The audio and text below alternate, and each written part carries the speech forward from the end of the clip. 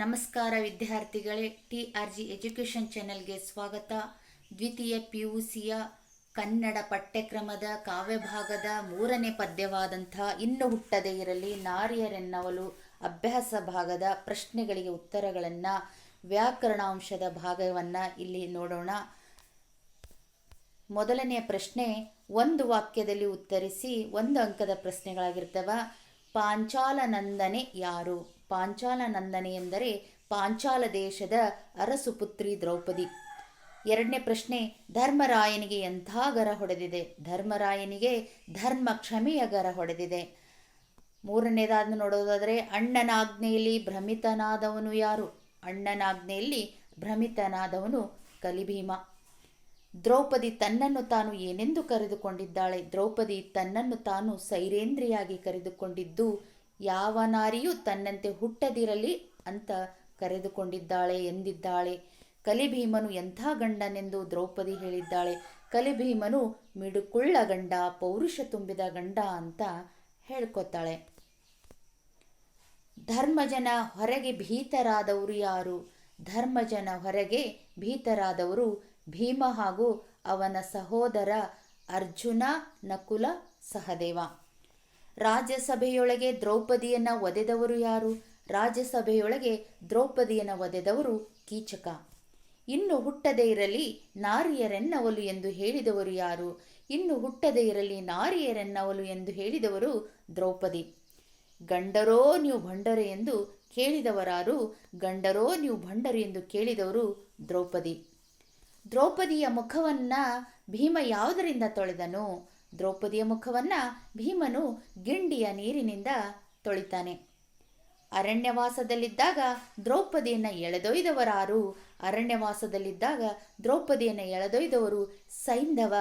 ಆತನ ಇನ್ನೊಂದು ಹೆಸರು ಜಯದ್ರಥ. ಮನದೊಳಗೆ ಹಗೆಯನ್ನು ಹಿಂಡಿದವರಾರು? ಮನದೊಳಗೆ ಹಗೆಗಳನ್ನು ಹಿಂಡಿದವರು ಭೀಮ. 2-3 ವಾಕ್ಯಗಳಲ್ಲಿ ಉತ್ತರಿಸಿ.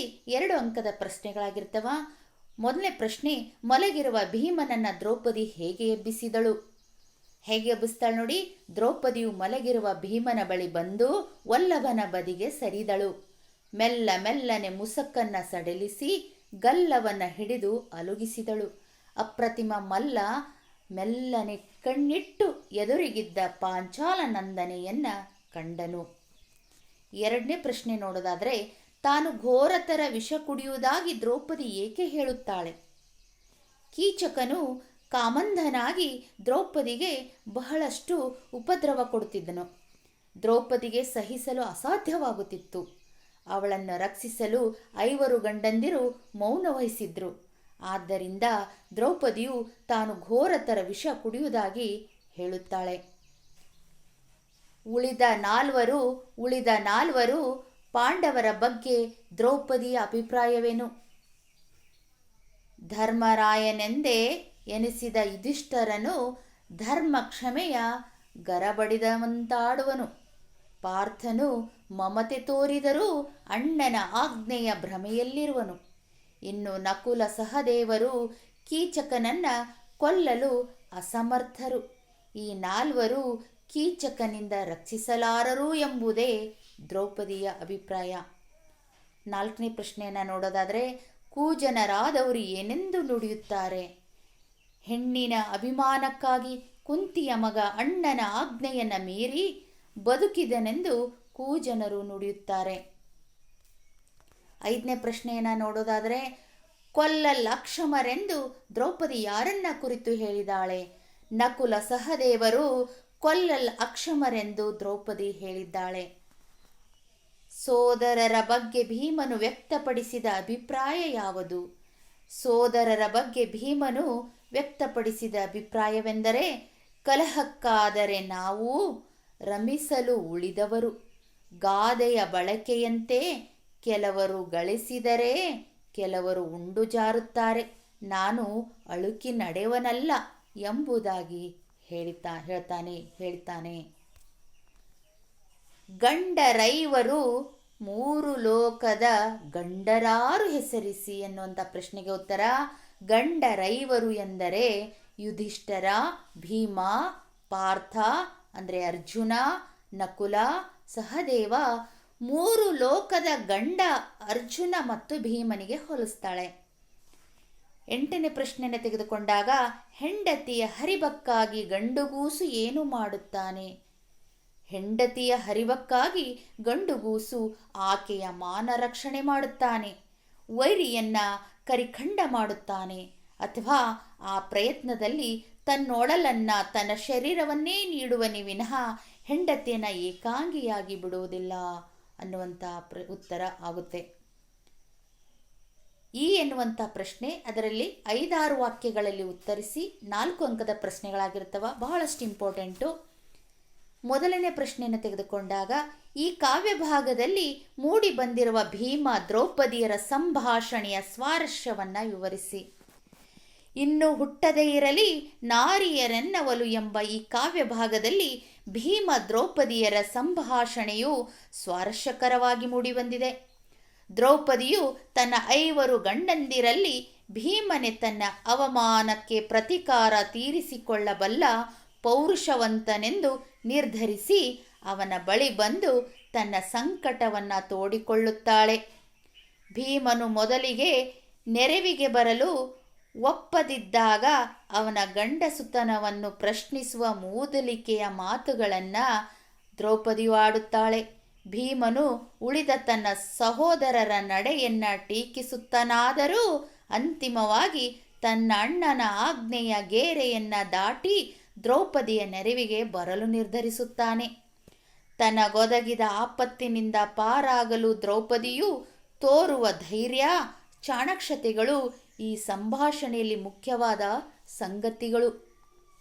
ಅಂತೆ ಹೆಂಡತಿಯನ್ನ ಸಮಾಧಾನಪಡಿಸಿ ಭೀಮನು ತನ್ನ ನಿರ್ಧಾರವನ್ನು ಪ್ರಕಟಿಸುವ ಸಂದರ್ಭದಲ್ಲಾಡುವ ಪೌರುಷದ ಗಂಡು ನುಡಿಗಳು ನೆನಪಿನಲ್ಲುಳಿಯುವಂತೆ ಕವಿಯಲ್ಲಿ ಚಿತ್ರಿಸಿದ್ದಾನೆ. ಅಂದರೆ ಈ ಕಾವ್ಯ ಭಾಗದಲ್ಲಿ ಮೂಡಿಬಂದಿರುವ ಭೀಮ ದ್ರೌಪದಿಯರ ಸಂಭಾಷಣೆ ಯಾವ ವಿಷಯಕ್ಕೆ ಸಂಬಂಧಪಟ್ಟಿರುವಂಥದ್ದು ಅನ್ನುವಂಥ ಪ್ರಶ್ನೆ ಆಗಿರುತ್ತದೆ. ಅದಕ್ಕೆ ಉತ್ತರ ಭೀಮ ಮತ್ತು ದ್ರೌಪದಿ ಇಬ್ಬರು ಸ್ವಾರಸ್ಯಕರವಾಗಿ ತಮ್ಮ ಸಂಭಾಷಣೆಯನ್ನು ನಡೆಸಿರ್ತಾರೆ. 2ನೇ ಪ್ರಶ್ನೆಯನ್ನು ತೆಗೆದುಕೊಂಡಾಗ, ತನಗಾದ ಅವಮಾನವನ್ನು ದ್ರೌಪದಿ ಭೀಮನಿಗೆ ಹೇಳಿಕೊಂಡ ಬಗೆಯನ್ನು ವಿವರಿಸಿ. ಆಕೆಗದ ತನಗಾದ ಅವಮಾನವನ್ನು ದ್ರೌಪದಿ ಭೀಮನಿಗೆ ಹೇಳಿಕೊಂಡ ಬಗೆಯೆಂದರೆ, ನಿನ್ನಯ ಹಗಲು ಕೀಚಕ ಕುನ್ನಿ ನನ್ನನ್ನ ಅಟ್ಟಿಕೊಂಡು ಬಂದು ರಾಜ್ಯಸಭೆಯಲ್ಲಿ ಕಾಲಿನಿಂದೊದೆದನು. ನಿನ್ನಂಥವರಿರುವಾಗ ನನಗೆ ಪರಿಭವವೇ? ನನ್ನನ್ನು ಅವನು ಬಿಡುವುದಿಲ್ಲ, ಇನ್ನು ನಾನು ಬದುಕುವಳಲ್ಲ. ಈ ಪಾತಕ ನಿನಗೆ ತಟ್ಟದಿರುವುದಿಲ್ಲ. ರಮಣ ಕೇಳು, ಉಳಿದವರು ನನ್ನನ್ನು ರಮಿಸುತ್ತಾರೆ. ಮಾನದ ವಿಚಾರ ಬಂದಾಗ ನಿರ್ಗಮಿಸುತ್ತಾರೆ. ನೀನಲ್ಲದೆ ಉಳಿದವರು ಉಚಿತ ಬಾಹಿರರು. ನೀನು ನನ್ನನ್ನು ಮಮತೆಯಿಂದ ನೋಡು, ಮನಸ್ಸಿನ ಸಮತೆಯನ್ನು ತೊಲಗಿಸಿಬಿಡು. ಈ ಕುಠಾರನನ್ನು ಯಮನ ಬಳಿಗಟ್ಟಿ ಕರುಣಿಸು ಎಂದು ಕಾಂತೆ ಕೈಮುಗಿದಳು. ತನಗಾದ ಅವಮಾನವನ್ನು ದ್ರೌಪದಿ ಭೀಮನಿಗೆ ಹೇಳಿಕೊಂಡಂಥ ರೀತಿ ಬಗೆ. ನಂತರದ ಪ್ರಶ್ನೆಯನ್ನು ನಾವು ನೋಡಿದಾಗ, ಭೀಮನು ದ್ರೌಪದಿಯನ್ನು ಹೇಗೆ ಸಂತೈಸಿದನು? ಈ ಪ್ರಶ್ನೆಗೆ ಉತ್ತರವನ್ನು ನೋಡೋದಾದರೆ, ದ್ರೌಪದಿಯ ಮಾತನ್ನು ಕೇಳಿ ಭೀಮನ ಅಂತಃಕರಣ ಪೂರ್ತಿಯಾಗಿ ಕರಗಿ ಕೇಳಿ ಕಂಬನಿ ದುಂಬಿದನು. ಕಣ್ಣಿನ ತುಂಬ ಕಂಬನಿ ದುಂಬಿದನು. ಮೈಯಲ್ಲಿ ಪುಳಕ ಉಬ್ಬರಿಸಿ ಬರುತ್ತಿರಲು ಮೆಲ್ಲನೆ ವನತೆಯನ್ನು ತೆಗೆದಪ್ಪಿದನು. ಕಲಿಭೀಮನು ಆ ಮಾನಿನಿಯ, ಅಂದರೆ ಇಲ್ಲಿ ದ್ರೌಪದಿ ಆಗ್ತಾಳೆ, ಆ ಮಾನನಿಯ ಕಂಬನಿಯನ್ನು ಸೆರಗಿನಿಂದ ತೊಡೆದನು. ಕುರುಳನ್ನ ನೆವರಿಸಿದನು. ಗಲ್ಲವನ್ನು ಅರಿಸಿ ಮುದ್ದಾಡಿದನು. ಮಂಚದ ಪಕ್ಕದಲ್ಲಿದ್ದ ಗಿಂಡಿಯ ನೀರಿನಿಂದ ಅವಳ ಮುಖವನ್ನು ತೊಳೆದನು. ಅರಸ ಕೀಚಕನ ಬಸುರನ್ನು ಬಗೆಯುತ್ತೇನೆ. ಸ್ವಲ್ಪ ಮಿಸುಕಿದರೆ ವಿರಾಟ ವಂಶದ ಹೆಸರನ್ನೇ ತೊಡೆಯುತ್ತೇನೆ. ಕೌರವನನ್ನು ಚೂರು ಚೂರಾಗಿ ಹರಿದು ಹಾಕುತ್ತೇನೆ. ದೇವತೆಗಳೇ ಅಡ್ಡ ಬಂದರು ಅವರ ಮುಸುಡನ್ನು ಅಮರಾದ್ರಿಗೆ ತಿಕ್ಕಿ ತೀಡಿ ಬಿಡುತ್ತೇನೆ ಎಂಬುದಾಗಿ ಹೇಳಿ ಸಾಂತ್ವನ ಹೇಳ್ತಾನೆ. ಯಾರು? ಭೀಮ ದ್ರೌಪದಿಗೆ. 4ನೇ ಪ್ರಶ್ನೆಯನ್ನು ನೋಡೋದಾದರೆ, ತನಗೊದಗಿದ ಸಂಕಟವನ್ನು ಹೇಳಿಕೊಳ್ಳುವ ದ್ರೌಪದಿಯ ಸ್ವಗತದ ನುಡಿಗಳಾವು. ಯಾವ ರೀತಿ ಹೇಳ್ಕೊಳ್ತಾಳೆ ತನಗಾದಂಥ ಸಂಕಟವನ್ನು ಅಂದರೆ, ಕೀಚಕನ ಉಪಟಳವನ್ನು ತಾಳಲಾಗದೆ ದ್ರೌಪದಿಯು ಮರುಗುತ್ತಾ, ಯಾರಿಗೆ ಹೇಳಲಿ, ಯಾರ ಬಳಿಗೆ ಹೋಗಲಿ, ಯಾರ ಹತ್ತಿರ ಹೋಗಿ ಗೋಳಾಡಲಿ, ಅಯ್ಯೋ ಈ ಹೆಣ್ಣು ಜನ್ಮವನ ಸುಡಲಿ, ನನ್ನಂಥ ಘೋರ ಪಾಪಿ ಹಿಂದೆ ಯಾರಿದ್ರು, ನನ್ನ ಹಾಗೆ ಯಾರು ನೊಂದು ನವೆದರು, ಅಯ್ಯೋ ಮರಣ ಬಾರದಲ್ಲ ಎಂದು ಸಂಕಟಪಟ್ಟಳು. ಯುಧಿಷ್ಠಿರನಿಗೆ ಹೇಳೋಣವೆಂದರೆ ಅವನಿಗೆ ಧರ್ಮದ ಕ್ಷಮೆಯ ಗರ ಹೊಡೆದಿದೆ. ಪಾರ್ಥನು ನನ್ನಲ್ಲಿ ಮಮತೆಯುಳ್ಳವನೆಂದರೆ ಅವನು ತಮ್ಮಣ್ಣನಾಜ್ಞೆಯಲ್ಲಿ ಸಿಕ್ಕಿ ಭ್ರಮಿತನಾಗಿದ್ದಾನೆ. ಉಳಿದಿಬ್ಬರು ರಮಣರು ಈ ನಾಯಿಯನ್ನು ಕೊಲ್ಲಲು ಸಮರ್ಥರಲ್ಲ. ಇವರೆಲ್ಲ ಕಲಿಭೀಮನೇ ಮಿಡುಕುಳ್ಳ ಗಂಡ. ಹಾನಿ ಹರಿಬಕ್ಕೆ ಹಿಂಜರಿಯದೆ ಮುನ್ನುಗ್ಗಿ ಬರುತ್ತಾನೆ. ಬಹು ಸಾಹಸವುಳ್ಳವನು.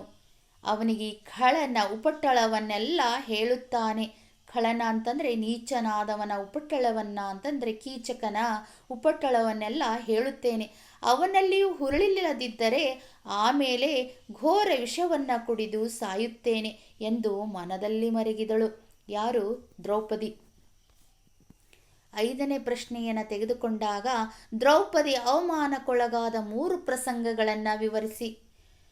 ಪ್ರಸ್ತುತ ಇನ್ನು ಹುಟ್ಟದೇ ಇರಲಿ ನಾರಿಯರೆನ್ನವಲು ಎಂಬ ಕಾವ್ಯ ಭಾಗದಲ್ಲಿ ದ್ರೌಪದಿ ತನಗಾದ 3 ಅವಮಾನದ ಪ್ರಸಂಗಗಳನ್ನು ಭೀಮನೆದುರು ಪ್ರಸ್ತಾಪಿಸ್ತಾಳೆ. ಅವುಗಳಲ್ಲಿ ಮೊದಲನೆಯದು, ಜೂಜಿನಲ್ಲಿ ಯುಧಿಷ್ಠಿರ ಸೋತಾಗ ಒತ್ತೆಯಾಳಾದ ದ್ರೌಪದಿಯನ್ನು ದುರ್ಯೋಧನ ತುಂಬಿದ ಸಭೆಗೆ ಎಳೆತರಿಸಿ ದುಶ್ಯಾಸನಿಂದ ವಸ್ತ್ರಾಪಹರಣ ಮಾಡಿಸಿರುತ್ತಾನೆ. ಇದು ಮೊದಲನೆಯ ಅವಮಾನ ರೀ. ದುಶ್ಯಾಸನನು ತಾಯಿ ಸಮಾನಳಾದ ಅತ್ತಿಗೆಯ ದ್ರೌಪದಿಯ ಮುಂದಲೆಯನ್ನು ಹಿಡಿದೆಳೆದು ತಂದು ಅವಮಾನಿಸಿರುತ್ತಾನೆ. ಮೊದಲನೇ ಅವಮಾನ. ಎರಡನೆಯದು, ವನವಾಸದ ಅವಧಿಯಲ್ಲಿ ದುಶ್ಯಳೆಯ ಗಂಡನಾದ ಜಯದ್ರಥ ಅಥವಾ ಸೈಂಧವನು ದ್ರೌಪದಿಯನ್ನು ಅಪಹರಿಸಿಕೊಂಡು ಹೋಗಿ ಅವಮಾನಿಸಿರುತ್ತಾನೆ. ಎರಡನೇ ಅವಮಾನ. ಮೂರನೆಯದು, ಕೀಚಕನು ರಾಜಸಭೆಯಲ್ಲಿ ದ್ರೌಪದಿಯನ್ನು ಅವಳ ಗಂಡಂದಿರೆದರೆ ಎಡಗಾಲಿನಿಂದ ಒದ್ದು ಬೀಳಿಸಿದ ಅವಮಾನ. ಈ 3 ಅವಮಾನಗಳು ದ್ರೌಪದಿಯ ಸಂಕಟ, ನೋವು, ದುಃಖಗಳಿಗೆ ಕಾರಣಗಳಾಗಿವೆ ಅಂತ ನಾವಿಲ್ಲಿ ಗುರುತಿಸ್ಬೋದು. ಸಂದರ್ಭದೊಡನೆ ಸಂದರ್ಭದ ಸ್ವಾರಸ್ಯವನ್ನು ನಾವಿಲ್ಲಿ ಕಾಣೋಣ. ಕೆಲವು ಪ್ರಶ್ನೆಗಳನ್ನು ನೋಡೋಣ. ಮೊದಲನೇ ಪ್ರಶ್ನೆ, ಒಬ್ಬಳ ನಾಳಲಾರಿರಿ ಗಂಡರೋ ನೀವು ಭಂಡರೋ ಎನ್ನುವಂಥ ಪ್ರಶ್ನೆಗೆ ಉತ್ತರ, ಇನ್ನು ಹುಟ್ಟದೇ ಇರಲಿ ನಾರಿಯರೆನ್ನವಲು ಎಂಬ ಕಾವ್ಯ ಭಾಗದಲ್ಲಿ ದ್ರೌಪದಿಯು ಭೀಮನಿಗೆ ಹೇಳುವ ಮಾತಿದು. ಭೀಮನು ಧರ್ಮಜನ ಭಯ ತನಗಿರುವುದರಿಂದ ದ್ರೌಪದಿಗೆ ನೆರವು ನೀಡಲಾರೆ ಎಂದಾಗ ದ್ರೌಪದಿಗೆ ರೋಷ ಮೂಡಿ, ಒಬ್ಬ ಗಂಡನಿದ್ದರೂ ಹೆಂಡತಿಯ ಮಾನದ ರಕ್ಷಣೆಯ ವಿಚಾರ ಎದುರಾದಾಗ ಶತ್ರುವಿನೊಡನೆ ಹೋರಾಡುತ್ತಾನೆ, ಇಲ್ಲವೇ ಸಾಯುತ್ತಾನೆ. ನನಗೆ 3 ಲೋಕದ ವೀರರಾದ 5 ಗಂಡಂದರಿದ್ರಿ, ನನ್ನನ್ನೊಬ್ಬಳನ್ನ ಆಳಲಾರಿರಿ, ನೀವೇನು ಗಂಡಸರೋ ಇಲ್ಲವೋ ಭಂಡರೋ ಎಂದು ಕೋಪಾವಿಷ್ಟಳಾಗಿ ನುಡಿಯುವಂಥ ಸಂದರ್ಭ ಇದು. ಎರಡನೇ ಸಂದರ್ಭದ ಪ್ರಶ್ನೆಯನ್ನು ತೆಗೆದುಕೊಂಡಾಗ, ಯಮ ಸುತಂಗರುಹುವೇನೆ ಧರ್ಮ ಕ್ಷಮೆಯ ಗರ ಒಡೆದಿಹುದು, ಇನ್ನು ಹುಟ್ಟದೇ ಇರಲಿ ನಾರಿಯರೆನ್ನವಲು ಎಂಬ ಕಾವ್ಯ ಭಾಗದಲ್ಲಿ ದ್ರೌಪದಿಯು ತನ್ನಲ್ಲಿಯೇ ಈ ವಾಕ್ಯವನ್ನು ಹೇಳಿಕೊಳ್ಳುತ್ತಾಳೆ. ಕೀಚಕನ ಕಾಟದಿಂದ ಪಾರು ಮಾಡೆಂದು ಕೇಳಲು ತನ್ನ ಗಂಡಂದಿರಲ್ಲಿ ಮೊದಲು ಧರ್ಮಜನನ್ನ ನೆನಪಿಸಿಕೊಳ್ಳುತ್ತಾಳೆ. ಯಮಸುತನಾದ ಅವನ ಬಳಿ ಹೋಗೋಣವೆಂದರೆ ಅವನಿಗೆ ಧರ್ಮ ಮತ್ತು ಕ್ಷಮೆಗಳೆಂಬ ಗ್ರಹ ಹಿಡಿದಿದೆ ಎಂದು ದ್ರೌಪದಿ ಹೇಳಿಕೊಳ್ಳುತ್ತಾಳೆ. ಯುಧಿಷ್ಠಿರ ಯಾವಾಗಲೂ ಧರ್ಮ ಮಾರ್ಗದಲ್ಲಿ ನಡೆಯುವವನು ಮತ್ತು ಇತರರನ್ನು ಕ್ಷಮಿಸುವ ಗುಣವುಳ್ಳವನು. ಅವನ ಬಳಿ ಕೀಚಕನ ಬಗ್ಗೆ ದೂರು ಸಲ್ಲಿಸಿದರೆ ಉಪಯೋಗವಿಲ್ಲವೆಂದು ದ್ರೌಪದಿ ಯೋಚಿಸುವ ಸಂದರ್ಭವಿದು ಆಗಿದೆ. ಮೂರನೆಯ ಸಂದರ್ಭವನ್ನು ತೆಗೆದುಕೊಂಡಾಗ ಕಲಿಭೀಮನೆ ಮಿಡುಕುಳ್ಳ ಗಂಡನು. ಕಲಿಭೀಮನೆ ಮಿಡುಕುಳ್ಳ ಗಂಡನು ಯಾವ ಸಂದರ್ಭದಲ್ಲಿ ಮಾತು ಬರುತ್ತೆ ಅಂತಂದರೆ, ಇನ್ನು ಹುಟ್ಟದೇ ಇರಲಿ ನಾರಿಯರೆನ್ನವಲು ಎಂಬ ಕಾವ್ಯ ಭಾಗದಲ್ಲಿ ಪದ್ಯದಲ್ಲಿ ದ್ರೌಪದಿಯು ಹೇಳುವ ಈ ಮೇಲಿನ ವಾಕ್ಯವನ್ನು ಕಾಣಬಹುದು. ಕೀಚಕನ ಕಾಟವನ್ನು ನಿವಾರಿಸಲು ತನ್ನ ಪತಿಗಳಲ್ಲಿ ಯಾರು ಸಮರ್ಥರೆಂದು ದ್ರೌಪದಿಯು ತನ್ನಲ್ಲೇ ಚಿಂತಿಸುತ್ತಾಳೆ. ಅವಳಿಗೆ ಧರ್ಮರಾಯ, ಅರ್ಜುನ, ನಕುಲ, ಸಹದೇವರಿಂದ ಈ ವಿಚಾರದಲ್ಲಿ ತನಗೆ ಪ್ರಯೋಜನವಿಲ್ಲವೆಂಬುದು ಅರಿವಾಗುತ್ತದೆ. ನಂತರ ಅವಳು ಐವರಲ್ಲಿ ಕಲಿಭೀಮನೇ ಪೌರುಷವಂತನಾದ ಗಂಡನು, ಅವನಿಂದ ಈ ತೊಂದರೆ ನಿವಾರಣೆಯಾಗಬಹುದು ಎಂಬ ಭರವಸೆ ಮೂಡುವ ಸಂದರ್ಭದಲ್ಲಿ ಈ ವಾಕ್ಯ ಮೂಡಿಬಂದಿದೆ. ನಂತರದ ಸಂದರ್ಭವನ್ನು ನೋಡೋದಾದರೆ 5ನೇ ಸಂದರ್ಭ, ಮುಸುಡನ ಮಾರಾದ್ರಿಯಲ್ಲಿ ತೇವೇನು ದೇವಸಂತತಿಯ ಇನ್ನು ಹುಟ್ಟದೇ ಇರಲಿ ನಾರಿಯರೆನ್ನವಲು ಎಂಬ ಕಾವ್ಯ ಭಾಗದಲ್ಲಿ ಬರುವ ಈ ಮೇಲಿನ ವಾಕ್ಯವನ್ನು ಕಾವ್ಯ ಭಾಗದ ಅಂತ್ಯದಲ್ಲಿ ಭೀಮನು ಹೇಳುತ್ತಾನೆ. ದ್ರೌಪದಿಯ ದುಃಖಕ್ಕೆ ಅವಮಾನಕ್ಕೆ ಪ್ರತಿಕಾರ ತೀರಿಸಿಕೊಳ್ಳ ಬಯಸುವ ಭೀಮನು ಕೀಚಕನ ಬಸರನ್ನ ಬಗೆಯುವುದಾಗಿ ಹೇಳುತ್ತಾನೆ. ಇದಕ್ಕೆ ಅಡ್ಡಿ ಬಂದಲ್ಲಿ ವಿರಾಟ ರಾಜನ ವಂಶವನ್ನು ಹೇಳ ಹೆಸರಿಲ್ಲದಂತೆ ತೊಡೆದು ಹಾಕುವುದಾಗಿಯೂ, ಅಜ್ಞಾತವಾಸದಲ್ಲಿರುವ ತಮ್ಮನ್ನು ಕೌರವರು ಗುರುತಿಸಿದರೆ ಅವರನ್ನು ನಾಶ ಮಾಡುವುದಾಗಿಯೂ ಹೇಳಿದ ಭೀಮನು ಒಂದು ವೇಳೆ ದೇವತೆಗಳೇ ಅಡ್ಡ ಬಂದರೆ ಅವರ ಮುಖವನ್ನು ಅಮರಾದ್ರಿಯ ಬಂಡೆಯ ಮೇಲೆ ತೇವುದಾಗಿ ರೋಷದಿಂದ ನುಡಿಯುವ ಮಾತುಗಳು ಇಲ್ಲಿ ಎದ್ದು ಕಾಣುತ್ತೆ. ನೀನಲ್ಲದುಳಿದವರು ಚಿತ ಬಾಹಿರರು ಇನ್ನು ಹುಟ್ಟದೇ ಇರಲಿ ನಾರಿಯರನ್ನಲು ಎಂಬ ಕಾವ್ಯಭಾಗ ಕುಮಾರವ್ಯಾಸನು ಬರೆದಿರುವಂತಹ, ಜೊತೆಗೆ ಏನಪ್ಪ ಅಂತಂದರೆ ಕವಿಯು ಯಾರವ ಇಲ್ಲಿ ಅಂತಂದರೆ ಕುಮಾರವ್ಯಾಸನು ಬರೆದಿರುವಂಥದ್ದು ಎಂಬ ಕಾವ್ಯ ಭಾಗದಲ್ಲಿ ದ್ರೌಪದಿ ಏನು ಮಾಡ್ತಾಳೆ, ಇನ್ನು ಹುಟ್ಟದೇ ಇರಲಿ ನಾರಿಯರೆನ್ನವಲು ಎನ್ನುವಂತಹ ಕಾವ್ಯ ಭಾಗದಿಂದ ಆರಿಸಿಕೊಂಡಿರುವಂಥದ್ದು. ಜೊತೆಗೆ ಈ ಕಾವ್ಯ ಭಾಗದಲ್ಲಿ ಯಾರು ಈ ಮಾತನ್ನು ಹೇಳ್ತಾರೆ ಅಂತಂತಂದರೆ, ಕೀಚಕನು ಕುಮಾರವ್ಯಾಸನು ಬರೆದಿರುವಂಥದ್ದು. ಭೀಮನನ್ನು ಉದ್ದೇಶಿಸಿ ಈ ವಾಕ್ಯವನ್ನಾಡ್ತಾಳೆ. ಕೀಚಕನನ್ನು ಕೊಲ್ಲಲು ಭೀಮನೇ ಸಮರ್ಥನೆಂದು ಅವನನ್ನು ಹೊಗಳುವ ದ್ರೌಪದಿಯು ತನ್ನ ಉಳಿದ 4 ಗಂಡಂದಿರನ್ನು ಭೀಮನೆಂದು ಹೀಯಾಳಿಸುತ್ತಾಳೆ. ನೀನೊಬ್ಬನೇ ನನಗೆ ತಕ್ಕ ಗಂಡ, ಉಳಿದವರು ನನ್ನೊಂದಿಗೆ ರಮಿಸುತ್ತಾರೆ. ಆದರೆ ನನ್ನ ಮಾನ ಕಾಪಾಡುವ ಸಂದರ್ಭ ಬಂದಾಗ ಮಾತ್ರ ಹೇಳದೆ ಕೇಳದೆ ಓಡುತ್ತಾರೆ. ಅವರಾರು ಯೋಗ್ಯರಲ್ಲ, ನೀನೊಬ್ಬನೇ ನನಗೆ ಯೋಗ್ಯನಾದ ಗಂಡನೆಂದು ಭೀಮನಿಗೆ ಹೇಳುವ ಸಂದರ್ಭ ಇದಾಗಿದೆ. ಕೆಲವರು ಗಳಿಸಿದೊಡೆ ಕೆಲವರು ಉಂಡು ಜಾರುವರು ಕುಮಾರವ್ಯಾಸನು ರಚಿಸಿರುವ ಕರ್ನಾಟ ಭಾರತ ಕಥಾಮಂಜರಿಂದಾಯ್ದ ಕಾವ್ಯಭಾಗದಿಂದ ಈ ಮೇಲಿನ ಇನ್ನು ಹುಟ್ಟದೇ ಇರಲಿ ನಾರಿಯರೆನ್ನವಲು ಎಂಬ ವಾಕ್ಯವನ್ನು ಆಯ್ದುಕೊಳ್ಳಲಾಗಿದೆ. ಇದನ್ನು ಭೀಮನು ದ್ರೌಪದಿಗೆ ಹೇಳುತ್ತಾನೆ. ದ್ರೌಪದಿಯು ತನಗೆ ಸಹಾಯ ಮಾಡೆಂದು ಭೀಮನನ್ನು ಕೇಳುತ್ತಾಳೆ. ಆಗ ಭೀಮನು, ನಿನಗೆ ಇನ್ನೂ 4 ಪತಿಗಳಿರುವರು, ಅವರೆಲ್ಲ ನಿನ್ನೊಂದಿಗೆ ರಮಿಸಲು ಮಾತ್ರ ಉತ್ಸುಕರು.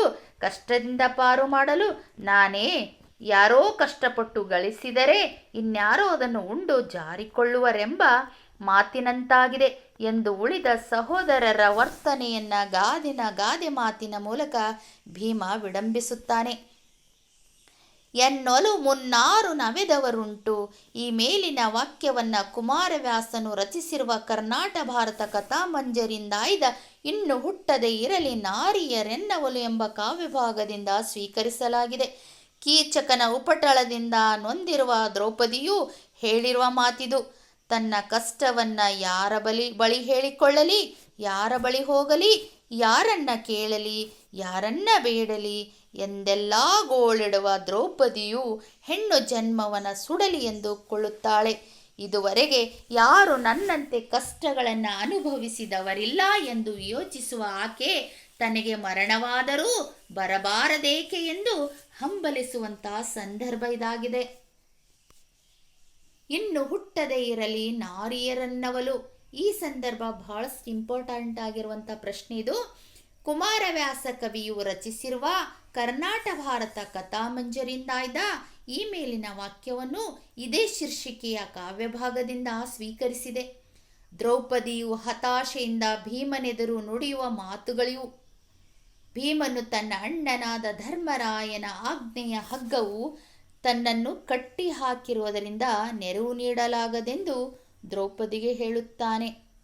ಹತಾಶಳಾದ ದ್ರೌಪದಿಯು ಗೋಳಿಡುತ್ತಾ, ಇನ್ನು ಈ ಭೂಮಿಯ ಮೇಲೆ ತನ್ನಂತೆ ಕಷ್ಟಪಡುತ್ತಿರುವ ಯಾವ ಹೆಣ್ಣೋ ಹುಟ್ಟದಿರಲಿ ಎನ್ನುತ್ತಾಳೆ. ತನಗೊದಗಿದ ಇಂಥ ಕಷ್ಟಗಳು, ಅವಮಾನ, ನೋವುಗಳು ಇನ್ನು ಯಾರಿಗೇ ಬಾರದೆಂಬ ಆಶಯ ಅವನ ಮಾತಿನಲ್ಲಿದೆ ಅಂತ ನಾವು ಗುರುತಿಸ್ತೀವಿ. ಹಗೆಗಳನ್ನು ಹಿಂಡಿದನು ಮನದೊಳಗೆ.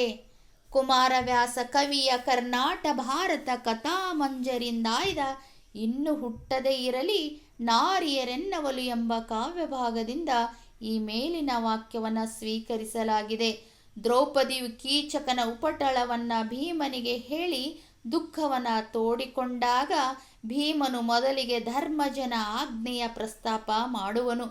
ದ್ರೌಪದಿಯು ಭೀಮನ ಮತ್ತು ಉಳಿದ ಪಾಂಡವರ ಪೌರುಷವನ್ನು ಮೂದಲಿಸಿ ಮಾತನಾಡಿದಾಗ ಭೀಮನ ಅಂತಃಕರಣದ ರೋಷದ ಘನತೆ ಹೆಚ್ಚಿತು. ಅವನು ಹಗೆಗಳನ್ನು ತನ್ನ ಮನದೊಳಗೆ ಹಿಂಡಿ ಹಾಕುವಂತೆ ಕಲ್ಪಿಸಿಕೊಂಡನು. ದ್ರೌಪದಿಗಾದ ಅವಮಾನಕ್ಕೆ ಪ್ರತಿಕಾರ ತೀರಿಸಿಕೊಳ್ಳುವ ನಿರ್ಧಾರಕ್ಕೆ ಬಂದು ಆಕೆಯನ್ನು ಸಂತೈಸುವ ಸಂದರ್ಭ ಇದಾಗಿದೆ. 11ನೆಯ ಪ್ರಶ್ನೆಯನ್ನು ನೋಡೋದಾದರೆ, ಸಂದರ್ಭವನ್ನು ನೋಡೋದಾದರೆ, ತಳುವಿಲ್ಲದ ಸುರುರುಳುವೇಕೆ ಬಂದೆ. ತಳು ಅಂತಂದರೆ ತಡ ಮಾಡಿ, ರಾತ್ರಿ ಹೊತ್ತು ಅಂತ ಅರ್ಥ.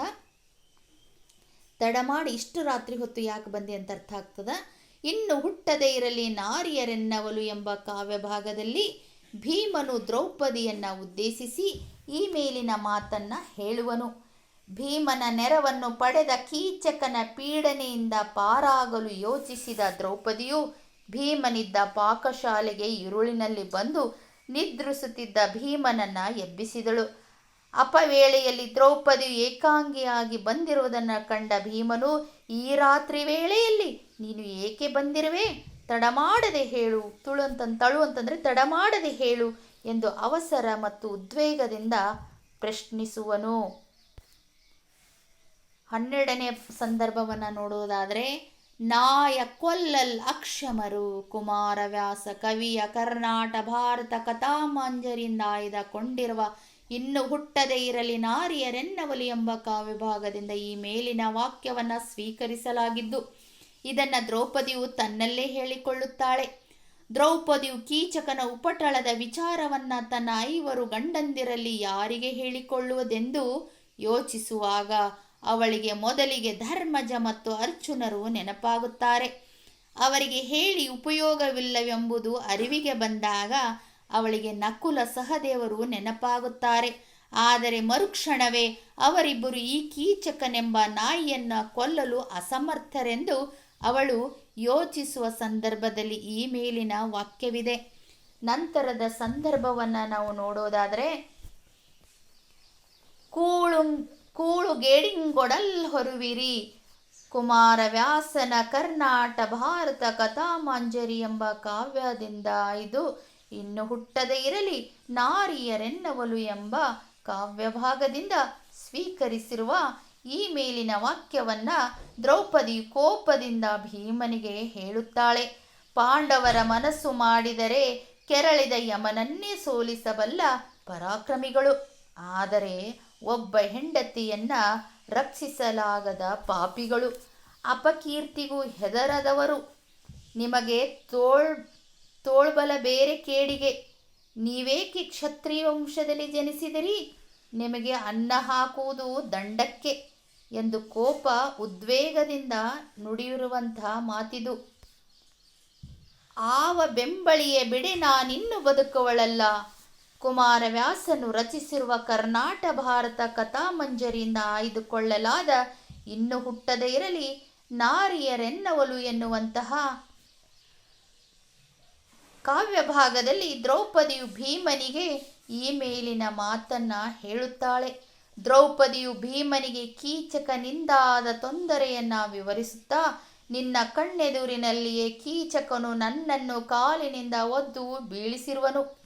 ಇನ್ನು ಮುಂದೆಯೂ ಆತ ನನ್ನ ಬೆನ್ನ ಹತ್ತದೆ ಬಿಡುವುದಿಲ್ಲ. ನೀನು ಈಗ ನೆರವಿಗೆ ಬಾರದೆ ಹೋದರೆ ನಾನಿನ್ನು ಬದುಕುವುದಿಲ್ಲ ಎಂದು ಮೊರೆಯಿಡುವ ಸಂದರ್ಭ ಇದಾಗಿದೆ.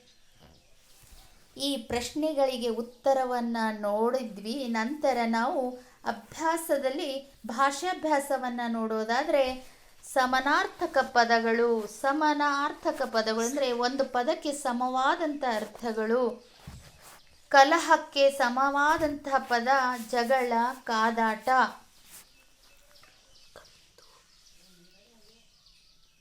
ಕಲಹ, ಜಗಳ, ಕಾದಾಟ ಅಂತ ನಾವು ನೋಡ್ತೀವಿ. ಕುಂದು ಪದದ ಸಮನಾರ್ಥ ಇಲಿ, ಮೂಷಕ ಪ್ರಿಯೆ. ಖತಿ ಪದದ ಸಮನಾರ್ಥಕ ಪದ ಕೋಪ, ಸಿಟ್ಟು.